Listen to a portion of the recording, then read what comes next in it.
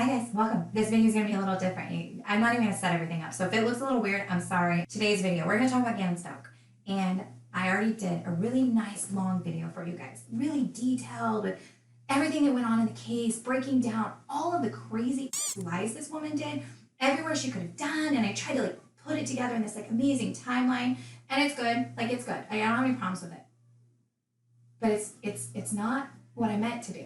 It's not where my heart's at. The thing is, I used to say this at the beginning of every one of my videos. My name is Melissa Allen, and I do true crime videos. My intention is to raise awareness on missing persons, unsolved cases, and things along those lines. And that video didn't have that message. A lot of my videos haven't, and I need to focus on that, and that's what's most important. Stop worrying about everything else and the details. The truth is, at this point, the FBI and the police are still looking for help in this case. Gannon Stauch's remains were found in Florida, 20 hours from his home. They need help. They need to figure out Tee had to have been in that area during February 2nd through February 5th in the area of Pace, Florida. We need her photo out. We need to be talking about her. They are looking for any sort of evidence. We're all sitting at home. We all have time. Let's do this. I have a couple of ideas of how we can look for information. Look online. We can go on Snapchat World and zoom in on that area and see if there's any photos, because photos on Snapchat World stay up for longer. We can be looking at Instagram tag photos. We can look at Twitter tag photos. We can look at Facebook tag photos. There's some options, guys. We can be looking at people in the area. So I'm sorry, I'm going to go on and on, but the thing is that's what's most important. At the end of the day, that's why I do these videos. Not so we can detail out every little lie with the exact minute that it happened. There are YouTubers that do that, and they do amazing jobs. There's also some pieces. We can talk about those too, but I posted one on my Instagram, and I don't give a crap about it. I am really, really annoyed of people using these videos to dramatize and sensationalize. There is a part of sensationalizing a missing person. I've said this before. I started my channel a year ago, and the first case that really spoke to my heart was Harlowe. She's a 17-year-old girl who went missing in Bishop, California. She was supposed to be at a football game. I have a 17-year-old who plays football. It spoke to my heart. I'm all about making videos about what happened and she's missing, and maybe they're a little dramatic in order to get people to care and to get her picture out there and to share for attention, okay? This little boy's not missing. He's been harmed. We know who did it.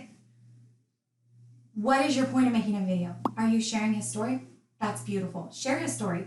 Talk about what a beautiful kid this is and how this was wrong, and talk about all the ways we can protect our children better, and everything around that I'm fine with. But what I have a problem with is people impeding cases, getting involved to a nasty level, and just spending hours collecting money while they just talk about sensationalized crap. I don't want to be a part of that community, and I know I'm not. I know the part of the community that I'm a part of. And so my videos will go back to focusing on the person and their story. So yeah, I might miss a date or I might miss a little fact. It's not what's important. What is important is sharing their story and finding a way for us to help them. So if I ever lose sight of that in the future, remind me. And today, let's talk about Gannon.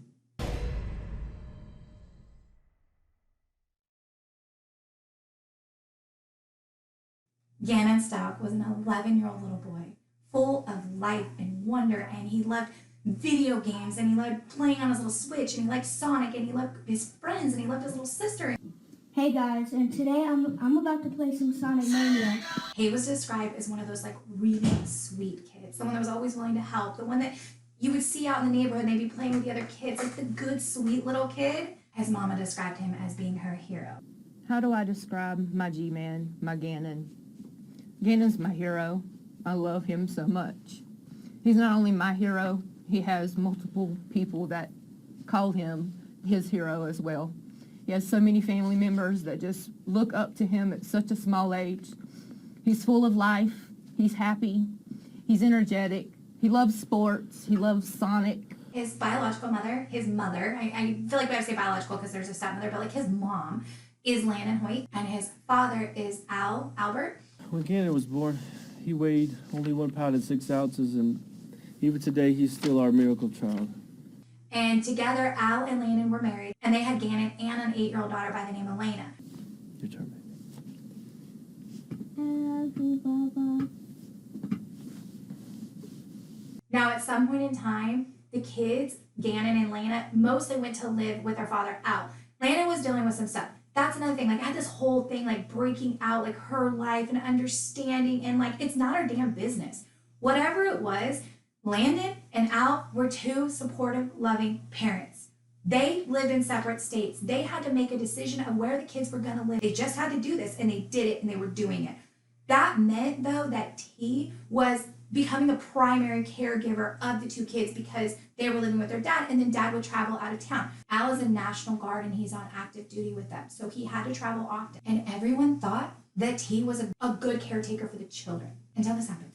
Letecia is the stepmother. Her and Al had been married for a couple of years. So Letecia goes by Tisha or Tee, and they were living in Colorado Springs, Colorado, and Landon was still living in South Carolina. A couple days prior to Gannon going missing, Tee does some searches on her phone. Now she's called Tisha, Tee, Letecia. I think I'm just going to say Tee for the most part. She does some searches on her phone. I'll put them up for you guys. When you look at these searches, I'm very curious if she had always searched these kinds of phrases. Was there a trigger? Something happened. Something happened to escalate her feelings of jealousy or to start feelings of jealousy. She obviously felt some way about how I do so much that I deserve more. I'm not going to spend too much time on it. It's very obvious from the searches she had some issue. A lot of people think that she was Googling memes, so maybe it was just something she was casually sending with friends. But based on what happened, she had a problem with Landon. She was obviously incredibly jealous of her and felt that she shouldn't have to take care of the kids, but she also obviously wanted to get money. So we're going to start on Saturday, February 25th of 2020. Al is out of town. He's going to Oklahoma City, and he has a business trip. Apparently, his mom had also been there the week prior, and now they're out of town. So now at the house in Colorado Springs is going to be Tee, the stepmom, Gannon, who's 11, Lena, who's 8, and then there's also Harley, who's 17. I'm going to talk about Harley because she's important and I can't not talk about her, but I'm not going to put up her photo because she is still a minor, and I don't really know what her involvement is at this point, and I can tell you based on online speculation, it's really, really freaking harsh, and I just don't know. I'm going to let the police figure that one out. So they're at the house, and it's Saturday, the 25th. According to Tee, Gannon at some point is out in the garage, steps on something, cuts his foot. I've heard that that's just total. It didn't happen. It's not really important because the next day is on Sunday, the 26th of January of 2020, and they go on a hike at God's Garden. It's a really big terrain, but there must be a hiking area because both Gannon and Lena, who is 8, went on this hike. It worked out fine. They did get further proof later on that yes, they went on the hike on this day because the selfie is posted, and yes, that isn't this happened. That hike happened, and they came home after the hike. It's so weird with Tee because there's she tells so many lies and so many stories that a lot of time was spent on each thing, like figuring out if he really cut his foot on Saturday. Maybe he did, maybe he didn't. And then did they go on this hike? Well, they did, but he came home afterwards. So that's what's really important. They went on a hike, they came home. They get home from the hike. So I'm going to skip a lot of the drama that was there with that. They get home from the hike. Police are confident of this based on the fact that the neighbors saw Gannon on Monday morning and that there was activity on Gannon's phone on Sunday. And on top of that, we have the issue with the candle that happened on Sunday. So if you're not familiar with Gannon's story, apparently Tee is watching Gannon on Sunday night, and she sends a text message to his dad, Al, and says, hey, Gannon burnt the carpet, he knocked over a candle, don't freak out, don't be mad when you talk to him. Sounds fair enough. And then later on, after he's been reported missing, so I'm giving you this information, but this is not the order that it came in. Okay, we find out that Tee accidentally recorded an audio of Gannon that night. For those of you that follow my Carly Goose Say case, are you like, oh, there's another audio? Again, another audio. This one she says she recorded accidentally, and she released it in order to prove that the carpet did get burned and that Gannon burned it and that it did happen. She's trying to prove her timeline. It is horrible. It's audio, pretty much audio only, and Gannon is crying. Very, very upset. Please understand, Gannon is crying. He's upset. Please understand when I say it's not the most traumatic thing I've ever heard. Believe me, I have heard some really bad stuff. He's not going to be struck. He's not hit. He's not pleading or in any way. She just asked him hey, Gannon, are you sure you didn't knock that candle over? And he's like, no. He's really upset and he's crying. And then she's horrible. She is horrible and berates him and tells him hey, we're gonna have to sell stuff. It's really hard to listen to. I would never ever do this to my child. You don't put adult issues on children. You do not make them feel responsible for the world. He knocked over a candle. You know what you do? You teach him about spatial awareness. Don't knock over candles. Be more careful. Clean up your mess. Hey buddy, this is what happens. You take his allowance, but you don't treat them this way. So she releases the recording and everyone is just lividly pissed. Okay, so that's what happened on Sunday night. It's really important to know at the very end of the call, turn it up. You don't want to, but if you did, there is a part at the very end of the call where Gannon is crying. He says, "I'm bleeding." I can't believe she had the audacity to record it. I definitely cannot believe that she even thought for 5 seconds that was a good idea to release that. To prove, yeah, you burned a candle. He was sorry about it. See? No, you're... So now the next morning is Monday, January 27th of 2020, and this is the day that Gannon goes missing. It starts on the morning, and she sends a text message to Al, Gannon's dad, and says that Gannon has been up all night sick and that he's not going to school that day. She also says that she's going to find a reason to call her work and let them know that she can't come in. Tee used to be a teacher, and apparently in 2016, when they made the move from South Carolina to Colorado Springs, I think, they were making a military move, and so apparently when you make a military move, you can't call your employer and tell them like, "Hey, I've decided not to keep my job." I've spent my whole entire life working so hard in education. There was even things online that was talking about my education license and I shouldn't even be a teacher, and they just didn't know that. Like, we moved on a military move, and I didn't finish out my contract, so I gave up my license in that state. It had nothing to do with any criminal activity, or any of those things. And it just got blown out of proportion on my professional status, And So she just didn't show up for work on the first day of school. The phone still worked. You could still call and be like, "Hey, my husband's being transferred, so we're not going to go." I'm pretty sure they're understanding. And as a result of that, she actually lost her credential in that state. She has issues with not telling the truth. So she tells her new-ish job, I'm hearing she was going to be fired from the job because she didn't have credential. Whatever the issue was, she tells them that she can't come to work that day because her stepfather died in a car accident.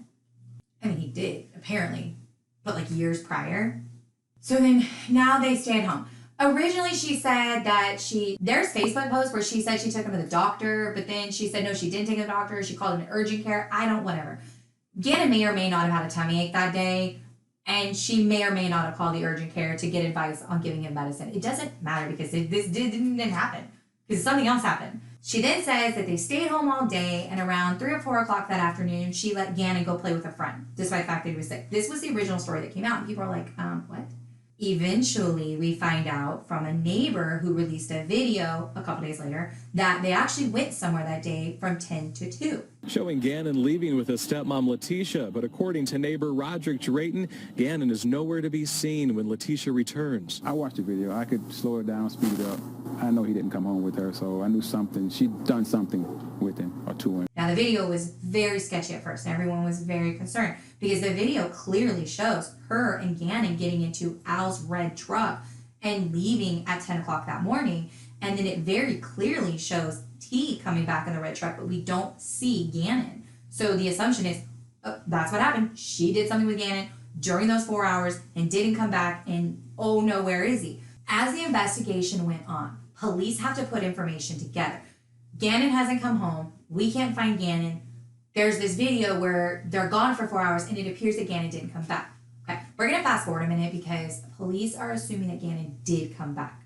Based on the fact that there was nothing inside of that red truck that they were in for those 4 hours, there's nothing in there. Like, there's no blood, there's no damage to it. So nothing's in there, but there's so much inside of the house, which we're going to get to. So even though we don't see Gannon coming back on the video, there is possibly some shadows on the other side. There's a ton of videos online. You guys can look into this. But when we got the arrest warrant, police do say that they assumed that Gannon did come home based on other information. So during that time, they left at about 10 o'clock in the morning, and they drove to a Petco, which is about 30 minutes away. Tee goes into the Petco, and Gannon stays in the truck. She's in the Petco. The clerk in there says that she was being kind of odd. She was like going back and forth and looking out the window. Okay, so maybe she's looking at Gannon in the truck. They leave there. I think they left around. I decided I'm not going to sit here with notes and try to like tic-tac and like get every moment right.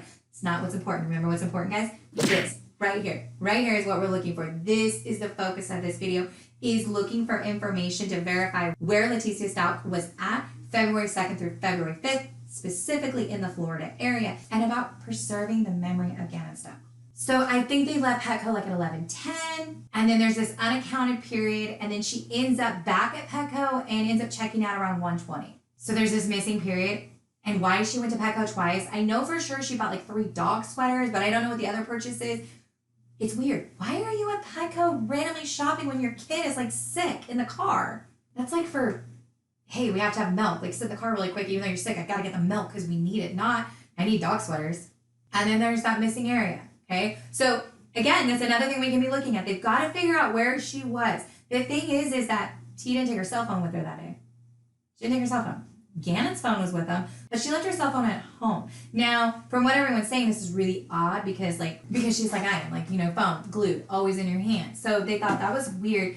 Not that she forgot it, because like you might forget it and you might finish your errand really quick, but the fact that it's 4 hours that she forgot her cell phone at home and you didn't go back to get it. And then Nancy Grace brought this up, and I didn't go figure it out, but she says in a post that there was a selfie she took in the driveway when they got back from shopping. And we know her cell phone wasn't opened up. When she got back to her house, her cell phone wasn't opened up for another half hour. So she forgot her cell phone at home, then got home, somehow took a picture, and then didn't open her phone for 30 minutes. So where was she at in that over hour? Somewhere near the Petco. I'll put up where the Petco is, and then I'll put up the exact times. And this is where there is a dead space that they do not know where she was at during this time. Something was going on. Was she meeting with someone? Was she making a plan? Was she getting something? Was she doing something to Gannon? I felt really weird about the fact that Gannon was sick, or possibly sick, because if he was really sick, was something like, we'll find out when the autopsy comes out. So they get back from the Petco, and then there's this 30-minute period before she opens her phone. There's a lot of evidence that came out. So where I'm getting all of this is from is there's a 32-page affidavit that was eventually released when they arrested Tee. And in here, it's talking about Gannon's bedroom. They have like an ADT system in their house that like shows when you open and close doors in the house. And Gannon's room shows that like they were going in and out of his room around this time. They're going in and out of his rooms in the basement, not like the basement, like where I live. If you said someone lives in the basement, like they live in dark dirt, but no, like there's like a house that has the lower. Do you guys have these elsewhere? We don't have a lot of this in California. So it's like a finished room, not a basement. So his room's in the basement, and you're just like the doors are opening and shutting. Something's going on. It would seem like maybe cleaning up of a scene, because we're going to talk about what happened soon. At a little after 3, Lena, who is the 8-year-old, so she has been at work. She's 8. She's been at school all day, so she's been at school all day. At 3:11, she gets off the bus and heads home.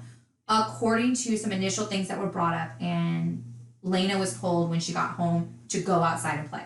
It was also reported that she may have even been told specifically like that, Gannon is asleep in my bed, you can't go in there to see him, go outside. So Lena apparently does not see Gannon at all when she gets home that day.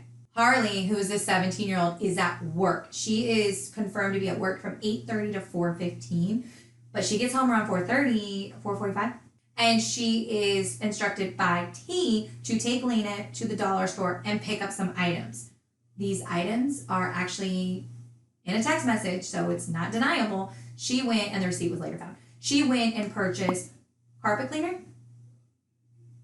baking soda, and trash bags. That's why we have to bring up Harley, because I just remember that fire with the candle. Apparently there really was a fire, not like a big one or anything, and there was something to clean up. So it is possible that Harley had absolutely no idea what was going on. And because she's 17, I'm going to let police figure that out. I'm not going to do what everyone else is online and just start calling this little girl all these things. I have no idea what her mother told her. So Harley brings back those items, and they're doing the cleanup. They actually found brushes, like had been cleaning carpet, inside of the washing machine. So it's very obvious, a big, massive thing. Something was cleaned up. So it's still Monday. Harley and Lena are back at the house, and it's almost 7 o'clock, and Tee says, oh, Gannon hasn't come home. She ends up phoning the police and reports that Gannon had went to play with a friend. And the police ask her, have you checked with her friends? And she's like, no, I haven't. And they're like, do that. But she reports it to police that Gannon ran away. She says that there was a text message on Gannon's phone. So let's back up just a little bit. When they were out at the PetSmart, it's around noon, Al, Gannon's dad, sends him a text message, and it says, hey, buddy. It makes my heart just makes me smile. He sends him a message and says, hey, buddy. And Gannon responds back, can I play Zelda at least? A lot of people were questioning, and this will be up for Landon and Al to know if this is normal, okay? Because a lot of people were questioning, that seems weird. There must have been more. Something was erased from the conversation. But, I have a 10-year-old who I take video games away from. And this conversation seems totally normal, just so we're clear. Like, I don't know for sure, but I just want to give my opinion. But, like, I can tell you the number of times that I message my kid. I'm like, hey, honey, I love you. How was your day? And he's like, can I go outside? Love you too, Mom. You know what I mean? Like, they do stuff like this. So Al responds, not today. Obviously, he knows why Gannon is asking to play Zelda. So a lot of people thought, like, maybe that's what triggered this next search, because apparently just a little bit later on Gannon's phone is a search for, can my parents find my phone if it's off? This also coincidentally lines up with right about the time that Tee would have been leaving the Petco. So I'm really curious about the surveillance camera in the Petco. Did she have that phone with her? Just another thing that would seal the deal. Because if she didn't have her phone, it would make total sense that she's like, hey, Gannon, let me use your phone. I use my son's phone all the time if I don't have mine. There was also another text from Al. I think it was like 2:30, 3 o'clock once they're back home, and that text wasn't open. He sent another text to Gannon and was like, hey, buddy, this must be like a normal part of their thing where he's like text him every so often when he's away. And then that's kind of how they communicated. So that text was never, as far as we know, Gannon never saw that text. So now it's 7. She's contacted the police. Police take a while to respond. They do not actually get there until 10 o'clock at night. And this is because she did not call and be like, hi, I have a missing 11-year-old. She calls and was like, yeah, my 11-year-old went to play with friends and then didn't get home. Yeah, by the way, there's this search on his phone, like, can my parents find my phone? So obviously, like, it's very clear that they thought, oh, he didn't get to play his video game, so he's staying at his friend's, he'll be back in the morning. That didn't happen. We realized that Gannon is missing. The next day is when everything really fell apart. Remember, Al was out of town, and remember, Landon lives in South Carolina. So they both start working on arrangements to fly to get to Colorado so they can help with the search for Gannon. I've seen a text message between Landon and Tee. So, like, they obviously communicated. It wasn't like this really ugly situation where Landon is this piece of crap mom not involved in her child's life and nobody has contact with her. That's not what was happening like she makes it seem. So obviously Landon comes to Colorado and she's staying with him. Everything started getting weird. I know that in the morning, Tee went and rented a car. She has a car. It's a T1. I'm sorry, I don't know how to say it right. She has a car. It's a new car. It's a lease. Like, it's a nice car. She takes that car and drives it to the airport, parks it in the short-term parking, and then rents a car. Gets her husband out, and they go home. He kind of mentions, like, hey, where's the car? And she's like, hey, we're going to be... And I don't want to put a lot of miles on the car. The stories with Tee had changed so much. She told him something about her car was parked somewhere else. She didn't want to put miles on it. Anyways, they were in a car. And then later that night, she has her daughter Harley take her back to get her car from the short-term parking. And then she brings it back, and then she returns the rental car the next day. Like, it's really weird. That night, her T1, her car, is tracked going out to this area by Placer Lake, okay? Eventually, police search that location, and they end up finding a piece of particle board that has blood on it, and that blood ends up being Gannon's. Now, that board was found weeks later, and Gannon was no longer at that location. It is presumed that she had actually put Gannon in the trunk of her T1, that car, and backed it into her garage. When police came on Monday night, I guess there is body cam, and it does show that her T1 was backed into the garage, and they did look around the house. There's a couple things they caught. They also go into his bedroom on body cam, and you see that the bed is slightly away from the wall.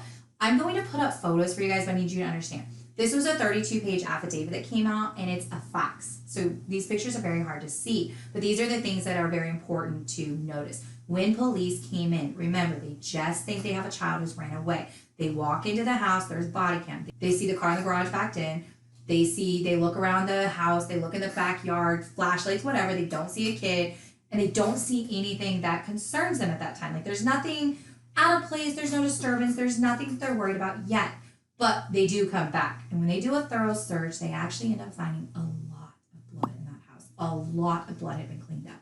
Aside from the fact that there was over 50 spots of blood on the wall, there was blood behind the outlet, there was blood on the soaked through the mattress, the blanket had been replaced, the pillow had been replaced. There's blood all the way through the mattress, into the carpet pad, and stained the concrete.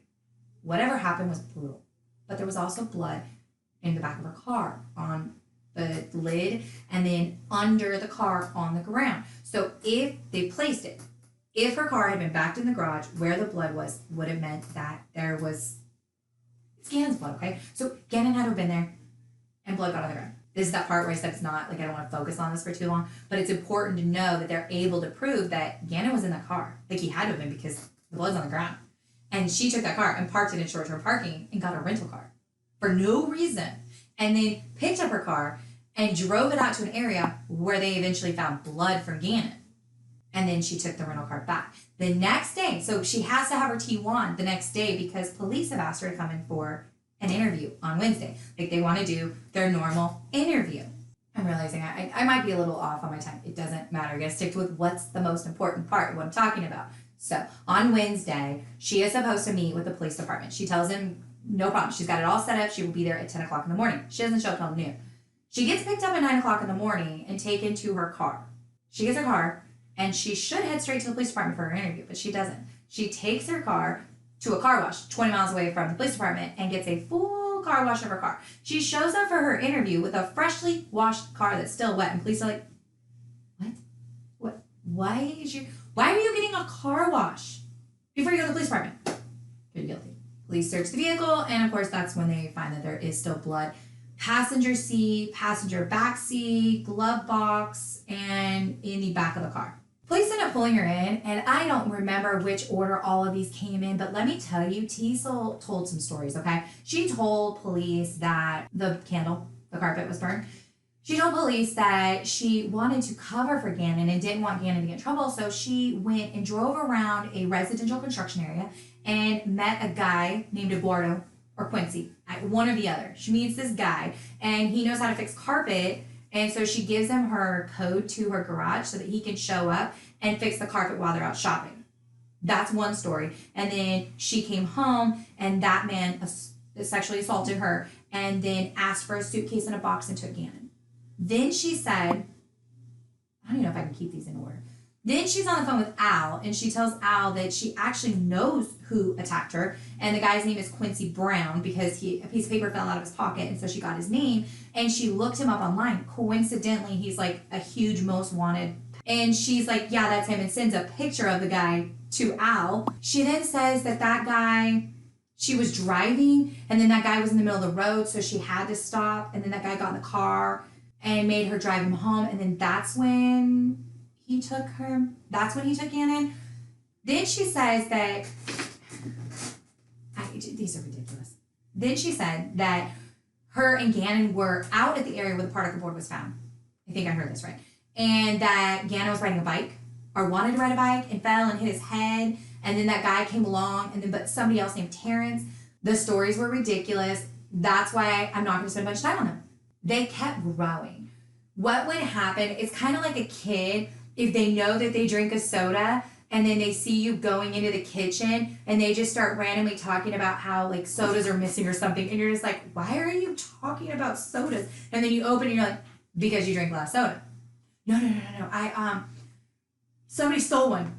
It's like that. Like every time she would hear it, and then she hears that police are searching out of the area where the particle board is, and then she starts giving a story for that.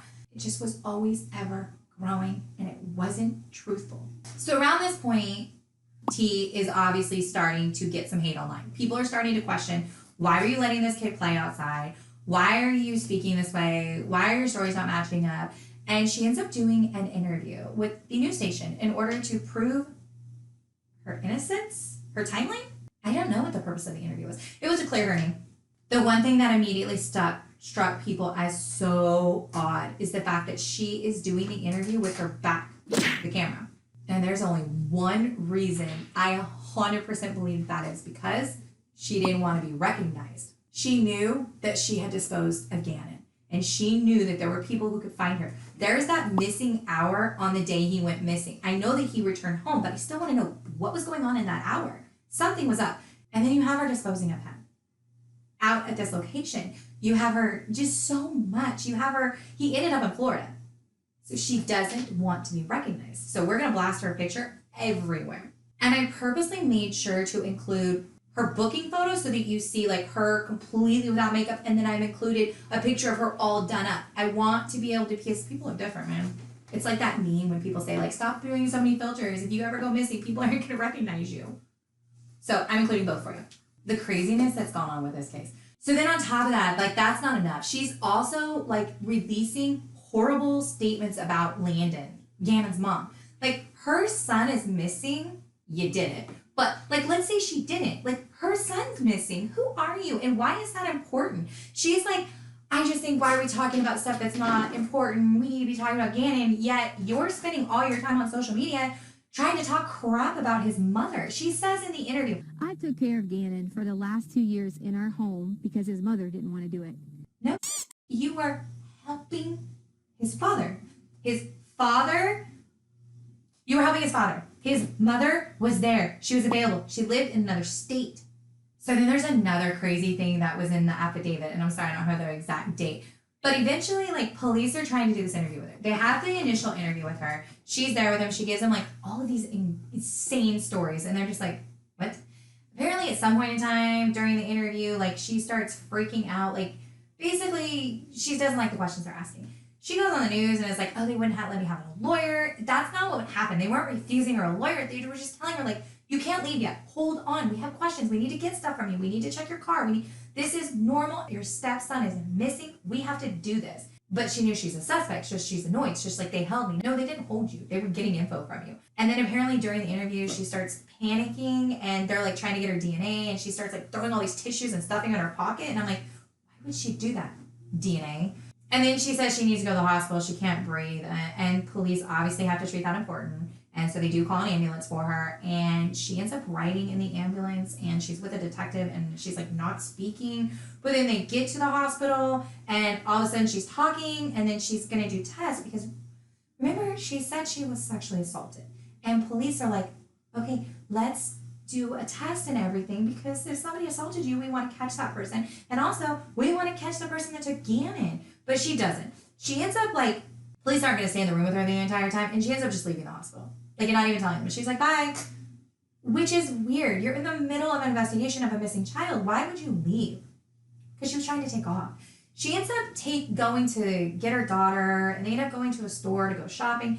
On the news, she's like, oh yeah, we just had to get some essentials because, you know, she's not staying with her husband anymore at this point. He's like, get out of my house. Like, something's wrong with you. Like, my child's missing and your stories don't make any sense. So she's not living at the house. So she's like, yeah, I have to get like, you know, underwear and things like that. But according to police, like, no, that's not what was happening. She was supposed to be coming to them to let them check all the cars. So they actually had to go to where she was shopping and take her car. But then she has to twist it into, oh, my daughter was held at gunpoint. No, such exaggeration. Just tell us, what did you do and why? So this is just crazy. She ends up, police notice that she's called a phone number. And they check this phone number. And the phone number is to fakepolygraph.com. Did you know that existed? I had no idea that fakepolygraph.com existed. I kind of want to go fill out some stuff. Like, this is meant for, like, cheating baby daddy type stuff. Like, this is not for this. So she does a polygraph on this fakepolygraph.com. Like, you really could have thought of something better. Like, I'm sure they have fakepolygraph.com that's under, like, realresults.com. But no, she goes to actual fakepolygraph.com.